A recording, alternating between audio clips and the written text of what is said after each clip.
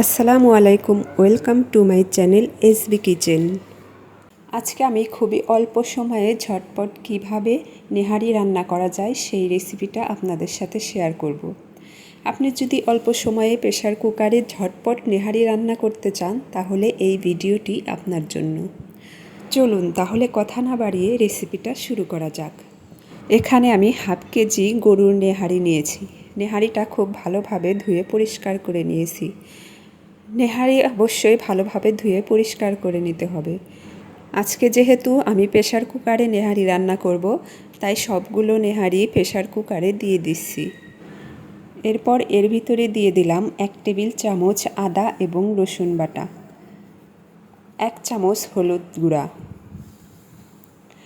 1 চামচ জিরা গুঁড়া, 1 চামচ সজ গুঁড়া, আর দিয়ে দিলাম 3 চামচ শুকনা মরিচ গুঁড়া।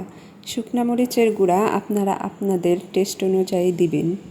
যারা বেশি ঝাল খেতে পছন্দ করেন তারা এই পর্যায়ে আরেকটু শুকনা মরিচের গুঁড়া দিয়ে দিতে পারেন। এরপর দিলাম স্বাদ মতো লবণ, আর দিয়ে দিচ্ছি প্রায় 1 কাপের মতো পেঁয়াজ কুচি। এরপর আমি এর ভিতরে কিছু শুকনা মশলা দেব। শুকনা মশলাগুলোর মধ্যে আমি নিয়েছি 10-12টা গোলমরিচ, 3টা লবঙ্গ, 3 টুকরো দারচিনি, 2টা তেজপাতা আর 8-10টা এলাচ ফল।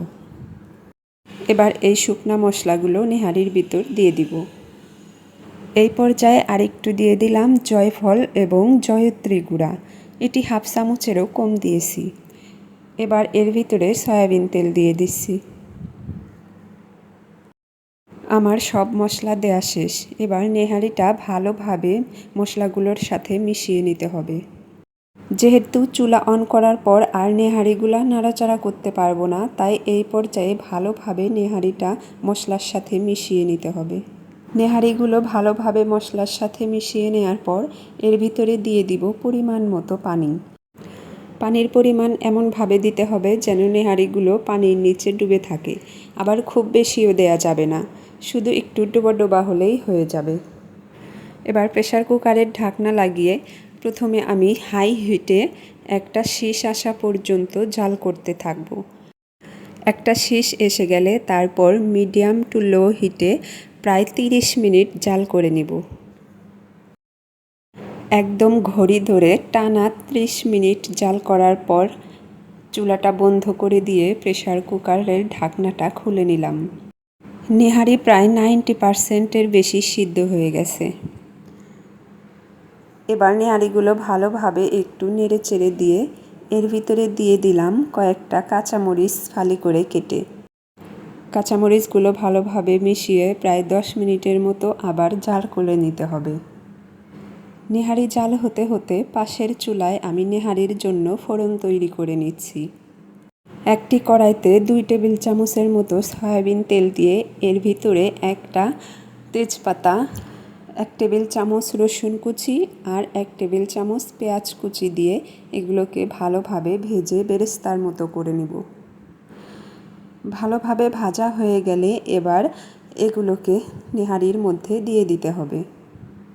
তারপর নেহারির সাথে ভালোভাবে মিশিয়ে 2-3 মিনিটের মতো জাল করে নিতে হবে।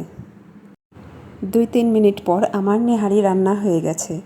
এই পর্যায়ে আমি এর ভিতরে দিয়ে দিলাম ভাজা জিরা গুঁড়া। ভাজা জিরা গুঁড়াটা নেহারির সাথে মিশিয়েই চুলাটা বন্ধ করে দিতে হবে। ভিউয়ার্স, আমার নেহারি রান্না হয়ে গেছে।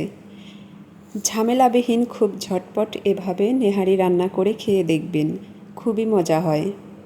এই নেহারিটা চাউলের রুটির সাথে কিন্তু বেশ জমে যাবে। ভিউয়ার্স, আজকের ভিডিও এই পর্যন্তই। আশা করি আপনাদের আজকের রেসিপিটি অনেক ভালো লেগেছে। ভালো লেগে থাকলে অবশ্যই আমাকে কমেন্টে জানাবেন। Please subscribe my channel.